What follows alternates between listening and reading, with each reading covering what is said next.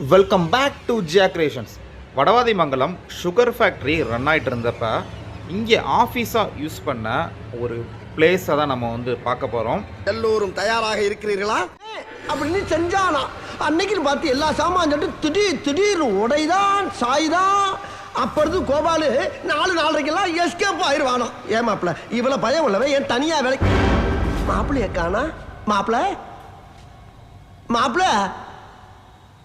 மாப்பு பச்சுட்டாடா ஆப்பு.